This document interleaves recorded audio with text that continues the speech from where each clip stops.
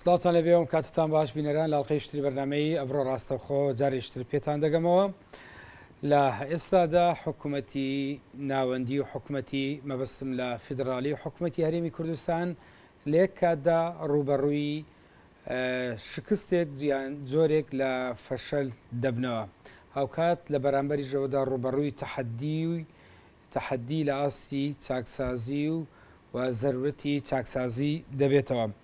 لە دووە ئەو مۆڵەتەی کە ڕەوتی سەدر و بێگومان پێش ڕەوتی سەدریش هێزە دیموکراتیەکان لە عێراقدا بە بەردەوام لە خۆپیشانداندامون بۆ دەستکاریکردنی ئەم جۆرە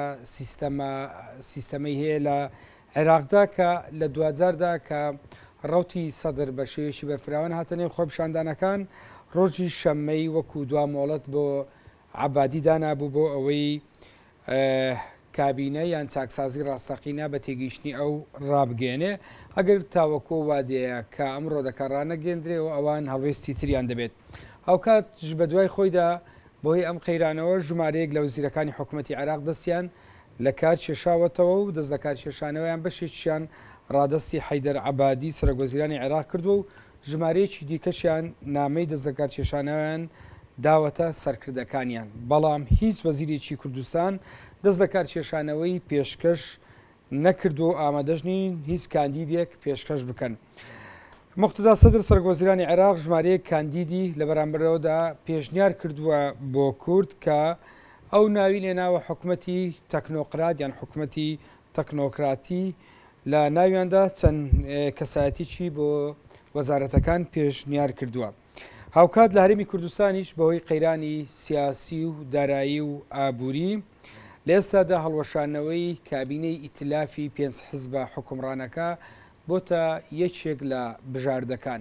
پرسیارەوەیە بۆچی حکوومەتی فیدراال و حکوومەتی هەرێمی کوردستان لێک کاتدا تووشی شکست دەبنەوە.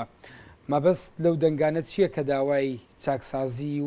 و حکوومەتی تەکنۆقرات دەکاتن؟ چاکسازی لە چی و لە چیمان پێویستە؟ دواتریش دەوەستی لەبارەی ئەوەی کە لە بەرامبەرە و تەحەدیانی لە ئاستی نێوخۆی و ناوچەکە ڕوبەڕووی هەرێمی کوردستان دەبێتەوە.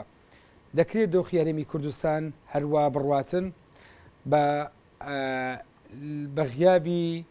مامەڵەکردنی لایەنەکان یان ئەوەی پێی دەوترێت دانوساندن و گفتوگۆی لایەنەکان بژاردەی تر هەیە لە بەردەم لایەنە سیاسیەکان بۆ چارەسەرکردنی ئەم دۆخە. گفتوگۆی ئەم پرسە لەگەڵ بەڕێز دکتۆر محەممەد کیانی ئەندامی پێشووی ئەنجومەنی نەرانی عێراق دەکەین. دکتۆر سلااو دەبێ و گەلک بخێر بێت. سپاس. بالەوە دەست پێ بکەم لێ کاتدا حکوومەتی هەرێمەوە حکوومەتی فیدراالی ڕوبەڕووی شکست دەبنەوە. ئەم یعنی جملەی جیا وشەی جیا بۆ ئەمە بەکاردێنرێ دەتوانین بڵێن هۆرد و حکوومەت لە ئێستادا ڕوبەڕووی شکست دەبنەوە؟ لە مێژە ماوەیەکی دوور و درێژە تووشی شکست هاتوونە بەڵام مەسلەی ئەوەی عێراق دەوڵەتێکی دەوڵەمەندە بەنەفت ئەو سعری نەفت بەرز بوو ئەو شکستەی پێوە دیار نەبوو نەوەک لەو ڕۆژەوە لە شکستایە کە بەڕاستی ئەو حیزبانە سەیتەریان کردە سەر پێکهێنانی سیاسی عێراق کە بوونە پێکهاتەی سیاسی عێراق هەر یەکە ملیشیایەتیان هەیە هەر یەکە بوونە خاوەن بەشێک لە عێراقا ئەو خاوەن بەشە نەک بۆ ئیدارەدانی کۆمەلگای عێراق بە شێوەیەک بەرەو پێشی ببن و ئینەما بۆ ئەوەی ئیسیفادەکردن بەڕاستی زۆر بە بیرێکی تەسک ئیسیفادەکردن لەو پۆست و پلانەی هەیەە بۆ بەرژەوەندی تایبەت بە خۆیان و بە حیزبەکەیان لەوە زیاتر کۆمەلگایان نەبینیوە کۆمەلگا دەدۆشن ئەوە بووە ئێستاکە سەیریکە لە هەموو ناحیەکەوە لە عەردەرەی لە مولکەرەی لە هەموو وێرەی بوونە ساحب ئەوەی کە لەسەر خۆیان تاپۆ بکەن ئەوی پیان کرد ئەوی حی دەوڵەت بوو ئەوەی دیکەش ئێستاکە تۆ ئەگە عەردێک بفرۆشی لە بەغدا ناتوانانی بە خۆت بیفرۆشی دەبێت ئیلا لە خلالی یەکێکەوە بیفرۆشی کە سەر بە یەکێک بەو ملیشیات و بەو حیزبانەیە ئەویش بەشی خۆی لێ دەبات ینی وای لێکرا کۆنتترۆل کۆمەلگا کۆنتترۆل کرایە بە شێوێک بەتوان باشترین ئیسیفادەی لێ بکەن و ئەو حیزبانەش مشکلێکی هەرە گەورەیە ئەوانەیە کە هاتنەتە سەر حکوم تەسەورێکیان نەبوو بۆ حکوم ڕاستی یعنی پێدوا ڕوئیەکی ڕوئیان نەبووە بۆ حکوم نەخێت کە هاتنەتە سەر حکوم وایان زانیا حکوم معنای بەکارهێنانی دەسەڵاتە لە بەرژەوەندی تایبەتی خۆیانە و مانەوەی خۆیانە ئەوە مەفهومێکی زۆر زۆر خەتەرە و هەمان مەفهومیش لێرە لە کوردستانیشە ئەوە تطبیق بێ هەرچەندە من نەمەویست بە ناوی شەخص بێنم بەس لە کاتی ئیعلانکردنی برین چاکسازی لە کوردستانە لە یەکێ لە ڕادیۆیەکانە گوێم لێبوو مەسئولێکی هەولێر مەسئولێکی گەورەی هەولێر باسی لە چاکسازیە کرد و باسی لە چۆنیەتی کۆمپانیای حیزب و کۆنتترۆلی حیزب جوگمەکانی اقتصاد بۆ مانەوەی خۆی بەڕاستی ئەوە خەتەرێک بوو من بینیم ئەوە مەفهومی ئینسانێک بێ لە مەوقعی مەسئولیەتە کە فەرق نەکا لە بینی مهمەی حیزب بکاتە ئەوەی کە بۆ مانەوەی خۆی بێ نەک بۆ بەڕێوەبرنی کۆمەلگا ئەو دوو چەمکە زۆر فەرقیان هەیە حیزب لە جیان ئەودا میسالی شێهیناوە و مبەڕێری شێدایە کە حیزب لە هەموو دنیا دەوێت جوگمەکانی اقتصاد لە من دەستیا بێ و کۆمپانیای هەیە بۆ ئەوەی بمینێتەوە بەکاری دێنێ شتی وام نەبینیوە لە غەرب بەڕاستی لە دەوڵەتی دیموکراتیا دێمە سەرهەڵمی کوردستان ئەوەی ئێستا لە عێراق دەگوزەری ئێوە چۆن سەیری ئەوە دەکەن لە کاتێکە یعنی کابینەیەک بە ماوەیەکی زۆر توانرا پێک بهێنرێ ئێستام کابینەوە لە بەردەم هەڵۆشانەوەیە داوایەکەیە بە تایبەتی لەیان ڕەوتی سەدروشیعەکان داوای حکوومەتی تەکنۆکرات دەکاتن حکوومەتی تەکنۆقرات مەبەستیان لەم حکوومەتە چییە ئەم ئەوانیش ئەجندایەکی ڕوونیان هەیە خۆی بە قەنەعەتی من ئەجندایەکی ڕوون نییە بۆ هیچ حیزبێکی سیاسی لە عێراقا بە کوردستانیشەوە بەڵام بە داواکاری جەماوەر هەیە داواکاریەکانی جەماوەر لە باشترکردنی خەدەماتە دیتنەوەی هەلی کارە بۆ خەڵک باشکردنی بژێوی خەڵکە عەدالەتێک هەبێت مەجای ئەوە هەبێت خەڵک بتوانێت بژێوی خۆی پیا بکات ئایا بە دامەزران بێ یا باوەی هەلی کار دروست ببێت ئەوانە هیچی لە ئارایەدانە مەسلەی ئەوە جواب بۆتە هۆی ئەوەی کە خەڵک داواکاری هەیە مادام خەڵک داواکاری هەیە سەدریش خۆی بە منقیزی خەڵکەزانێ هاتە پێشەوە کە دەیەوێت ئەو داواکاریانەی خەڵک بکاتە ڕاستی بکاتە برین پەناگایەک بۆ ئەوەی سوڵتەی خۆی بسەپێنێت لە عێراقا وەکو سوڵتێکی دینی وەکو سوڵتێکی وەکو کەسێکی مەذهبی وەکو کەسێکی دینی یا وەکو کەسێکی ئیجتیماعی بە هەر نەوعێک هەر ناوێکی بدەیە دەیەوێت ببێتە ئەو ناوێت ببێتە حاکم ناچێت مووقعی ڕێز و زەرا وەرگێ یان ڕێز جمهوری وەرگێ بەڵام دەوێت ببێتە باوکی ڕوحی ڕەنگە ئەوە منفەزێک بێ بۆ ماوەیەکی باش بۆ ماوەیەکی کاتی بۆ خەڵک و ڕەنگە بتوانێت هەندێک کاریگەریشی هەبێ ئەو تەجروبەی خومینی لە پێشە ڕەنگە تەجروبەی خومینی تێکرار بکاتەوە بەڵام هەندێک زار دەوتێ ڕەنگە جۆرێک لە تەنسیق هەبێ لە مابینی عەبادی و سەدر بۆی دوجار یعنی ئەو فشار لەسەر عەبادی بکە و عەبادی فشار لەسەر لایەنە سیاسیەکان بکە ناچاریان بکە بەو ئەجندایی کە خۆیان دەیانەوێت جێبەجێ بکەین کە غەتایەکەی ناوێنێ ناوە حکوومەتی تەکنۆکرات خۆی ئەوە یەک لە احتیمالاتەکان بعد احتیمالێکی دیکەش هەیە ئەوەیە کە ئێمە لە حالەتی حربینە لە عێراق لە حالەتی حربایە مەسلەی ئەجەندەی ئێرانی احتیمالەتی هەبێ بۆ ئەوەی لەبەرەوەی عەبادی نزیک بۆتەوە لە ئەمریکا زیاتر ئەمریکا مەجای ئەوەی هەیە کە یاری بکە لە عێراق بگێڕێتەوە بەر برین چەتری خۆی احتیمالە گەمێکی ئێرانیش بێت بۆ ئەوەی بتوانێت لە ڕێ ئەو توندڕەوانەوە سوڵتەی توندڕەوەکانی ئێران کە بەرەو شکستە چێ لە ئێرانە بێنن لە عێراقا جێپەیەکی خۆیان بکەنەوە ئەوەش احتیمالێکی دیکەیە تەسەوەرد وایە لایەنە سیاسیەکان بستنە ژێرباری ئەو ئەجندایی هەیە بەشێک لە وەزیرەکان دەستیان لە کار کێشاوەتەوە بەشێک دەست لە کار کێشانیان پێشکەش بە سەرکردەکانیان کردو تا ئێستا کورد کەس دەستی لە کار نەکێشاوەتەوە ئەوەی دەگوزەرێ هەڵوێستی لایەنە سیاسیەکان چییە؟ هۆی لایەنە سیاسیەکان بەخۆیان بەشێکن لەو گەندەلیەکە هەیە زۆر لە نفوزی خۆیانە ترسێن بە تایبەت جەماعەتی برین مەجلیس ئاعلا ئەوان زۆر لەو عملیەتە ئەترسێن و حیزبی داعوەش بە هەمان کار بە هەمان شێوە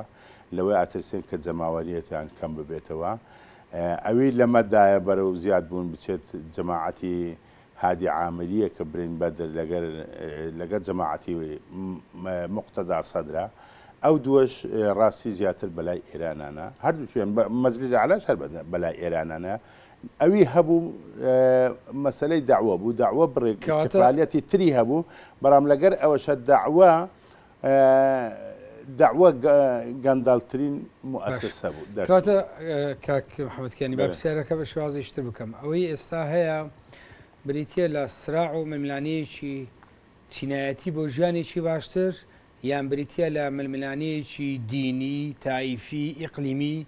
لە پێناوشتی خۆی محتەوایەکەی چینایەتیە ڕاستی چینێک دروست بووە چینێکی مشەخۆر دەوێت کۆنتترۆلی هەموو اقتصادی کوردستان عێراق بکات ئەو چینە مشەخۆرە لەسەر ئەساسی ئینتاز نییە لەسەر ئەساسی مشەخۆریە لەسەر ئەساسی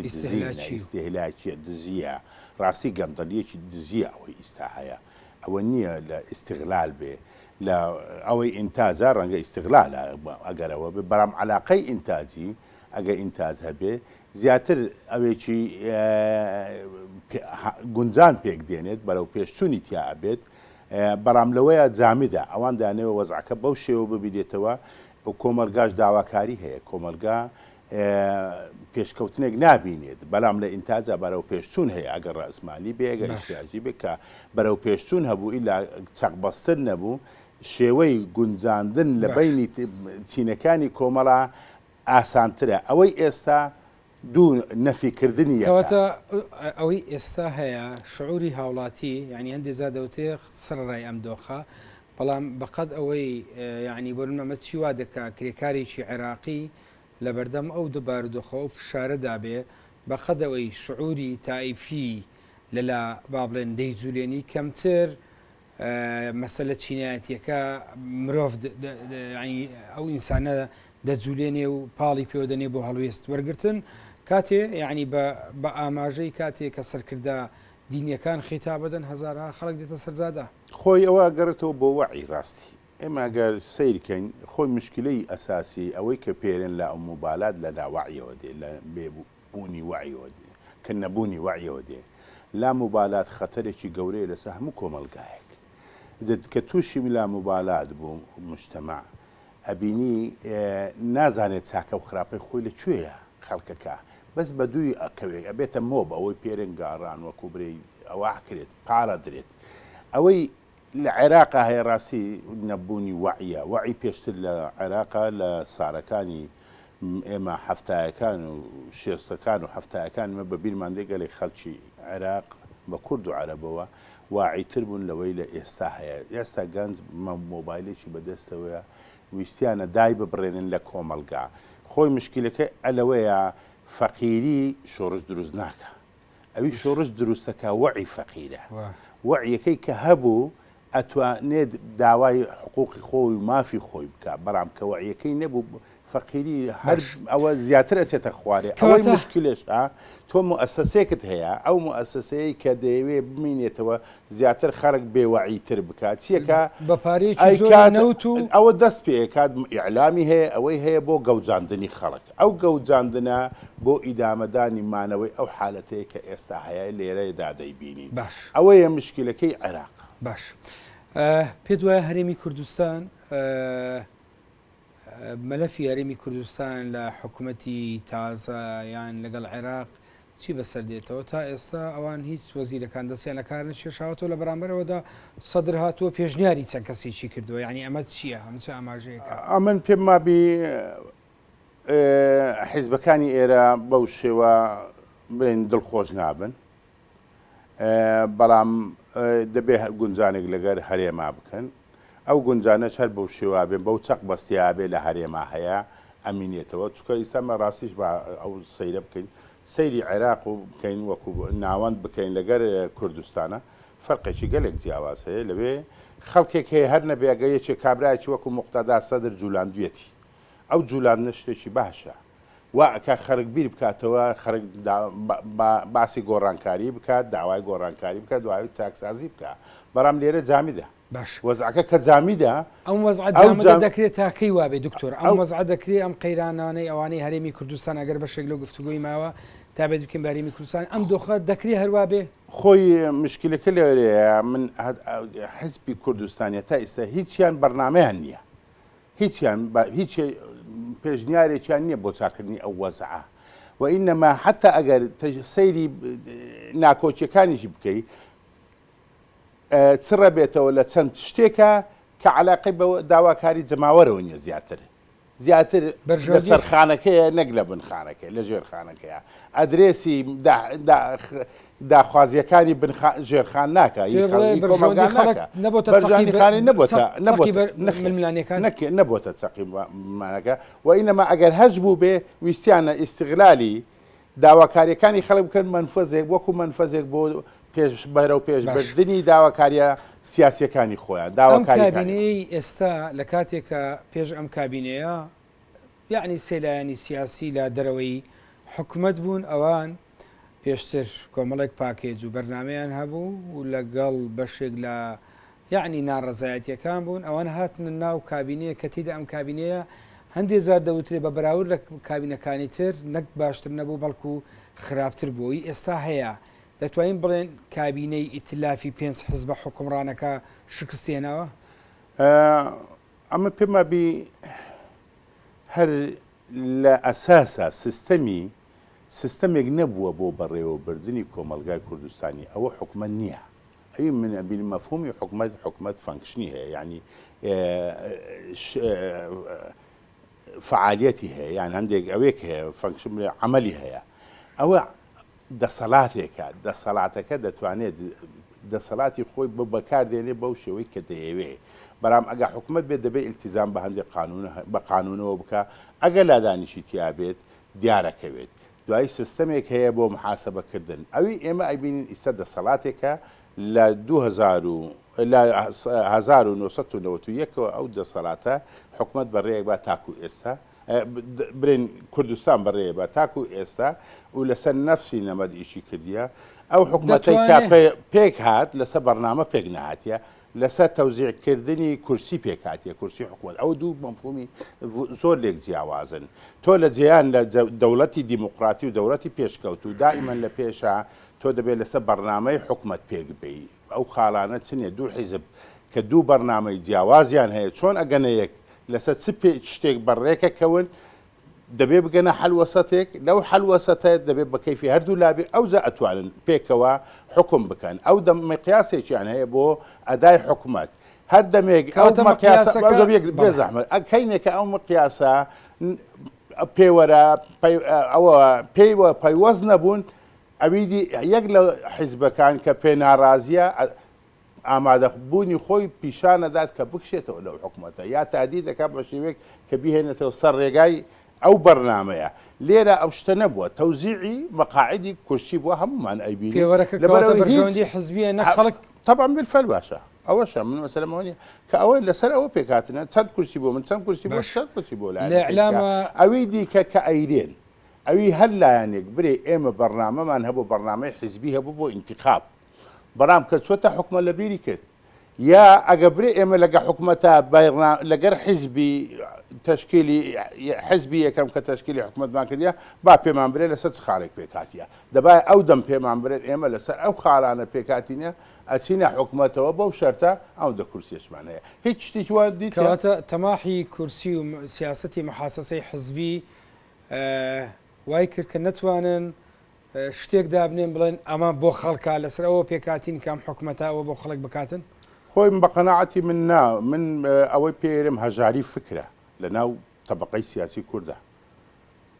فکری ئەوەیان نییە کە فکری ئەوەیان هەیە کە چۆن جەماوەر خەرکەنەوە چۆن بیگەوجێنن چۆن بە تەوزیهی بکەن بەرام فکری ئەوەیان نییە چۆن حکمی جەماوەر بکەن چۆن ژیانی بە جەماوەر باشتر بکەن چۆن خەمیان بێ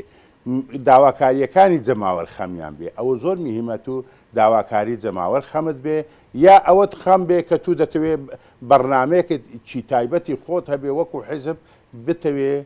ئەو بەرنمەیە بەجێبێنی ئایا شکاندنی حیزبێتکەیە ئایا بەشداری لە حکومە ئایا پشکە من نازانم ئەوانە شتێکێک ئەکەوێتەوە ژوورە تاریکەکان ئێمە نایزانین بەڵام مهم ئەوەیە ئەوەی ئێمە ئیسامان شکستی چێە شکستی طبقەی سیاسی کوردە بە هەموو حیزبەکانەوە شکستی بیری بەڕێوەبردنە نەبوونی سەقافەتی ئیدارەیە ڕۆشنبیری ئیدارەیە نەبوونی ئیخلاسە بۆ نەتەوە نەبوونی چەمچی بەڕێوەبردنە نەخوێندەواریە ڕاستی من ئەوە مانگێک لەوە پێش لە پرۆگرامێکە لە NRC بەڕاستی ئەگە مەسەلەم نییە خوێندەوار وەکو خوێندەواری خوێنتەوە خوێندەواری ڕۆشنبیری کە تۆ فکرت نەبوو مەشروعی گەورەت نەبوو ئایدیای گەورەت نەبوو دائیمەن بۆ چێکی بۆ ئەواتی بۆ شتی گچکە زۆر باش لە ئێستادا لە میانەی بەردەوامی ئەم بارودۆخە یعنی ئۆپشن و بژاردەی زۆر خراوەتە ڕوو زۆر سینناروی جیا دەبیندرێ باز لە حکوومەتی ڕەنگە پارتی باز لەو دەکەی پارتی وێشێتی پێک بێن لەگەڵ لایەنە ئیسلامیەکان حکوومەتێک پێک بێنن یان پارتی وێشێتی بەتەنیان یان ئەم جارە بە جۆرێکی تر گفتوگۆ دانووساندن بکرێ پێشببینی چیەکەی یعنی بەم عقلێتە بەم میکانزمە وەزعەکە دەتواندرێت زیاتر ڕێ بکاتن ئەم بە قەناعەتی منە لەو ئەو چەق بەستنەی ئێستا هەیە لە هەمان چەق بەستیە مێنێتەوە لەبەرەوەی هەر حکوومەتێک دێ مادام ئێمە هەتا ئیستا هیچ بەرنمێکمان نەبینی لە هیچ لایەنێکەوە ئەدرێسی مەسەلایە گەورەکانی گەل بکە هی خەڵک بکە هی جەماوەر بکە تەنها هەندێک ئیشیعارات دێتە گۆڕەوە بە قەناعەتی من ئەوە لەبەر ئەوەی کە ئایدیان نییە کە چۆن حەلی مشکلەکان بکەن غارە دەنەشتی دیکە بۆ ئەوەی خۆیان بشارنەوە لە پەنایە بۆیە مەسلەی تەخوین بۆتە مەسلەیەکی ڕۆژانە کە بۆ خۆشاردنەوەیە لە مەسەلە ئەساسیەکانی خەڵک مەسەلەن بۆ نمونە من ئەگەر ئایدیایەکم هەبێ بۆ چاکردنی باری وەزعی ئێستای کوردستان هەر نەوع ئایدیایەک بێ مهم ئەوەیە من کە کەسێکی ئەو کوردستانم حەقی خۆمەیە ئایدیای خۆم هەبێ کەس نابێت تەخوینی من بکە مەسەل لە سکۆتلەندێکە سکۆتلەندا دوو چەمەک هەبووی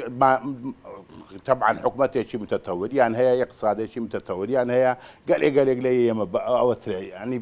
فارق ناکرێت ئەسلان سکۆتلەندا مەزدەری ئەفکاری بەریتانیا ئەوە بزانە چوونە ئینتیخا ئەوە ڕاپرسیەوە گشت ڕاپرسی بۆ سربەخۆیی کەس بە کەسی نەوت و خائینی مادام ئەگە بمتەوێ لەگە ئینگلتەرایە بمینێەوە هەریەکە بەرنمەیەکی خۆیارێ من ئەوە چاکەیە ئەوە خراپەکەیەتی دەبێ ئەدرێسی ئەوە بکرێ لێرە بنبەست دەکا بۆ ئەوەی فەرزی خۆی بکە فەرزی ڕێی خۆی بکە فەرزی ئەوە بکات کە هیچ ئایدیایەکی نییە بۆ چاکردنی باری خەڵک دەیەوێت بە شتێکی دیکە خەڵک بخافرێنێ ئێستا مەسەلە ڕاپرسی لێرە من پێویست ناکە بۆ گەلی کورد ڕاپرسی بکەی بەڕاستی ئەگە تۆ دەتەوێت ئیعلانی سەر بەخۆی بکە ئیمڕۆ بڕۆ بیکە سەتی گەلی کورد لەگەلەگەن 1995 پێویست مەقسەدم ئەلێرە بەس هەر کەسێکەرێت تۆ باسی ئەوە بکەی معنای خائین نییە لەبەرەوەی من ئیمڕۆ کە خەڵکی ئێرە نانی دەوێ ئیشی دەوێ وەنیە ئەولەویەت لەبەر ئەوەی تو ئیقتصادێکت نەوێت چۆنی ژێنی باشە تو یەک بۆڕیە نەفتت هەیە بە بۆڕیە نەفتێک بە بۆڕنیە نەفت دەوڵەت دروستەکرێ ئەم ئەوەتە تورکیا تا حکومی پێیەکە تورکیا دژی کوردە پێت خۆش بێ یان ناخۆش بێ ئەولەویەتی ئاسایشی نەتەوەی تورک ئەوەیە کە یەکەم شتیان ئەوەیە کە کورد نابێ قەوارەی هەبێ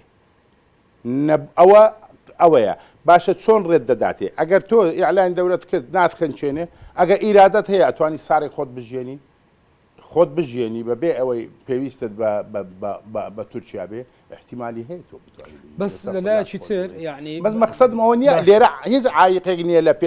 لە پێش سربەخۆی ئەگە ئیرادە هەبێ بەڵام چۆن تو ئیرادە دروستەکەی ئێمە دەبێ میلەتێکمان هەبێ سقەی بەخۆی بێ دەبێ میلەتێکمان هەبێ سەرکوتر نەکرد بێت دەبێ میلەتێکمان هەبێ لی بگەڕی بێتە سەر زادە داوای مافی خۆی بکە کە مەلەتێکی سەربەرزت هەبوو ئەو ملەتە سەربەرزە سبەینێکە بۆ هەر شتێکی بەکاری بێنی بە قسەت دەکا بەرام ملەتێکت هەبێ ئەم پرسانە ئەم پرسە گشتی و نەتەوەی نیشتیمانیانە پێویستی بە زەمینە سازی و ژینگەیەکی لەبار هەیە پێت وایە ئەم جۆی ئێستا هەیە ئەم یەکتر تەخوینکردنە لە بەرامبەر لایەنە سیاسیەکان تا چەند یعنی ئەگەری سازانی لیانەکانێ لە حاڵەتی نەسازان جگە لە خەڵک چێتر زەرەکاتن. منەرم تەنها ئەوەی هەیە کە مەسەلە سازان چییە؟ سازان ئەگە سەیری بکەیت لە کۆمەلگایەکی تەندروستە تو ئەو احتیکاکە نبینیەوە لە بینی تاکەکانی کۆمەڵ سەر بە هیچ حیزبێک بە هەر حیزبێک بێ لەبەرەوەی پێکەوە بینی لە یەک دایرەیە کارەکەن کەس نازانێت تۆ ڕێی سیاسی تۆ چیە و یان لەگە کام حیزبی لەگەر ئەویتکەیە لەبەرەوەی برادەراتی فەرقی هەیە ڕێی سیاسی فەرقی هەیە حیزباتی فەرقی هەیە ئەوە کۆمەلگای تەندروستە کۆمەلگای نای تەندروست دائیمەن بۆ ئیستیقطاب دەست بۆ ئیستیقطابە بۆ ئەوەی زیاتر بمینێتەوە زیاتر ئەوە لەبەرەوەی دوو چەمک هەیە چەمکێک ئەوەیە حیزب ڕێنیشاندەرە بە کۆمەلگا حیزب لە چەمکەکەی دیکە حیزب کۆنتترۆلکەری کۆمەلگایە ئەوەی لێرە هەیە حیزب دەیەوە کۆنتترۆلی کۆمەلگا بکە ئەوی لەوەیە حیزب ڕێنیشاندەرە بەڕنامەی هەیە پێت دەڵێ قەناعەت لەسەر ئەساسی قەناعەتە ئەم قەیرانەی هەیە پەیوەندی بە قەیرانی عقلیەتی حزبایەتیە لە کوردستان بەڵێ لەبەرەوەی مەسەلەن قانون هەیە تو دەبێت التزام بە قانونکی پێشەمو شتێک دەبێت کابرایە کەسێک کە یەکەم کەسی ئەو دەوڵەتێت التزام بە قانون کە ئەو جەدوایی داوا لە خەڵک بە لە قانون کە حیزبەکەی بکات ئەو جەدوایی لە خەڵکە حیزبەکان دەوترێت چاکسازی دەبی لە عقلەتی حزبی ئەمە دەست پێ بکەین دەبێت ئەوەیە دەبێت لەوێەوە دەست پێ بکە ئەگەر لەوێ دەست پێ نەکایسەکە مەزارە باسی چاکسازیەکرێ وە ئێمە ئەیبینین معاشی کەمەندام کەم کراتەوە وە معاشی شەیدان هەموو کە خەڵک کراتەوە بەڵام دەرەجە گەورەکان نا دەرەجە گەورەکان ناگرێتەوە بۆ لەبەرەوەی جومگەی ئەساسی ئەو دەسەڵاتەیە بۆیە نانگرێتەوە یعنی لێرەیە کۆمەلگا ئەکەوێتە خزمەتی چەند کەسێکەوە بڕۆ من ئیساکە ئێستا بڕۆن ئەو شارەوانی ئێرە ئەبینی وا خەڵک هەیە بە لێشا و قەتع عارز وەرەگرێ لەسەر چه ئەساسێک ئەگە تو ئەوە دەتەوێت گەندەڵی چارەسەرکەی وەنیا دەبێت و پێشان لە ڕێ لەو کەسانە بگری کە ڕاستی ئەوانە نا کە هۆی گەندەڵینە فەقیرێک نییە کە معاشی هەیە معاشێکی هەیە هۆی گەندەڵی بووە بۆتە زەحمە ئیسا لەو گەمەیە نزیکەی چل بڕیار دوای مەسەلە بێزەحمەت یەک شتی دیکەیە مەسەلەی چاکسازی تەنها ئەوە نییە و موچەکەم کەیەوە چاکسازی ئەوەیە کە تۆ شێوەی بەرهەمهێنان و شێوەی داهاتی ئابووری ئەو حکومەتە تەنەوعی پێ بکەیت پەرەی پێ بدەیت لە جێی دیکەوە بۆی بێنی وەنیا ئەوانە کرایەن من ئەوانە هیچ نبینی تو تەنها معاشە معاش پێما بێ معاش بڕین هیچ شتێک ناگەێنێت ناتگەێنێتە نەتیجە لەبەرەوەی خەدەمات ئەوەی ئێستا هەیە ئەم جیاوازانی جەنابەت باست کرد لە مەسلەی یعنی مامەڵەکردن لەگەر داخوازیەکانی خەڵک پێکێنانی حکومەتێک کە حکومەتی هاوڵاتی بێ دوجار مامەڵەکردن بۆ هێنانەری حکومەتێک کە بەقەدەوەی بشێ لە حزبەکان نزیک بێ یان بۆ چەند حزبێ بێ کەمتر خزمەتی هاوڵاتی بکە ئەم عقلێتە ئێستا ئەم فەجوە و ئەم بۆشاییەی دروست بە نەمابینی خەڵک و دەسەڵات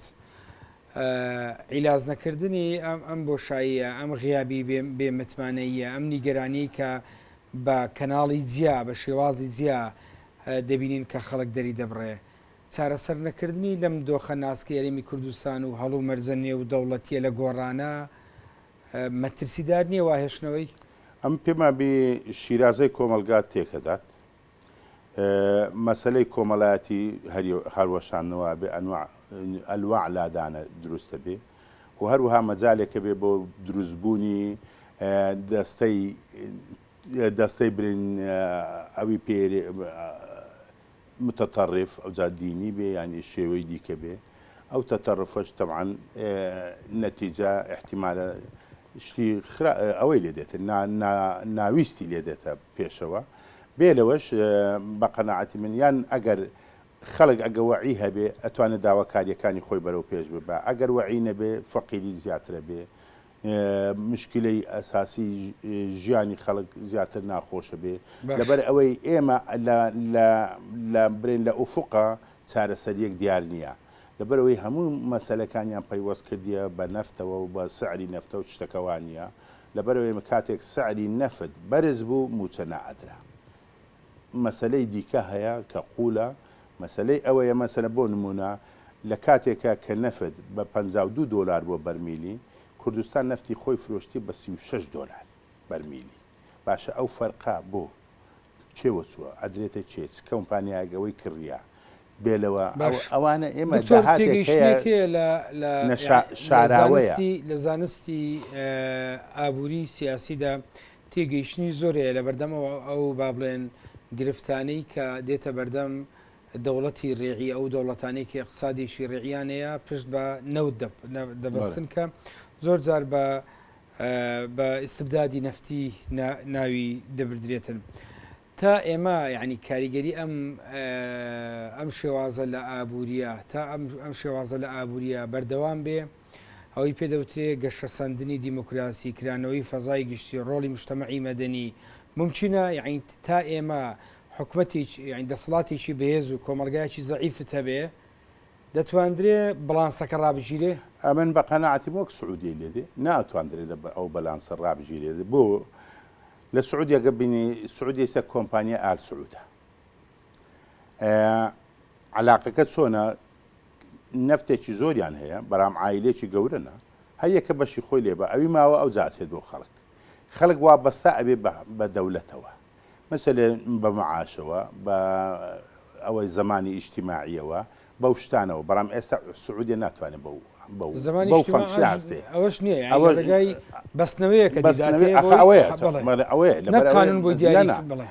لێرەش نەفسی شتە دەیانەوێت خەڵک بە نەفت بەخوایانەوە بەستنەوە دەسەڵاتدار بەڵام تموحەکەی خۆیان ئەوەندەی زۆرە ئەویان لە بیرێتێ کە جەماوەەر هەیە زۆر جار لە بیریانە چێت جەماوەەر هەیە چکن ئەنوا مەسیلەیان هەیە بۆ ئەوەی کە ئەو داهاتەی نەفت هەمووی بکەوێتە بندەزەوە مەسەلەن کۆمپانیا سانەویەکان هەمووی خۆیانە لێرە لە کوردستانە کەستی کە علاقەی نییە دوایی هەناردەکردنی ئەفرۆشێ بە کۆمپانیا کۆمپانیایەکە ڕەنگە بەشی خۆیانی تایە داهاتەکە چۆن دێتەوە شەفافیت نییە کە چۆن دێتەوە یعنی ئەنوا وەسیلە هەیە دوای نەفتە ڕوا بە تانکەر کەس نازانێت چی بەسەردی ئەوانە هەمووی مشکلەی هەرە گەورە دروستەکات کە ڕاستی ناتوانن وەک سعودیە خەڵکەکەش بخوانەوە بەستنەوە بەرام داوا لە خەڵکەکەن کە ئەوە بێت ڕەنگە ئەچیزەیەک دروست بکەن لە باتی ئەوەی ئەچیزەی پاراستنی خەڵک بێ ببیکەنە ئەچیزەی قەمعی خەڵک ئەوە مشکلێکی گەورە دروستەکات کە ئەچیزەی ئەمنی ئاسایش بکەنە ئەچیزەی قەمعی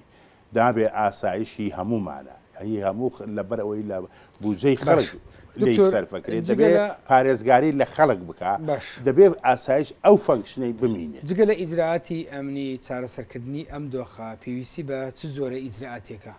پێویستی بەوەیە کە بەڕاستی پێدا بچنەوە بزانن خەلەلەکانیان لەکوێیە دەسەڵاتی ئێمە نابێ بەس تەمەشا بکات نقطە بەهێزەکانی خۆی بزانێت نقطە سلبیەکانی خۆی لەبیر بکات گەلێک نقطەی سلبی هەیە ئەو نقطە سلبیانە بێتەوە سەر خۆی ئەوە بکات یەکەم بزانێت چۆن ئەتوانێت اقتصادی کوردستان بکاتە اقتصادێکی متەنەوع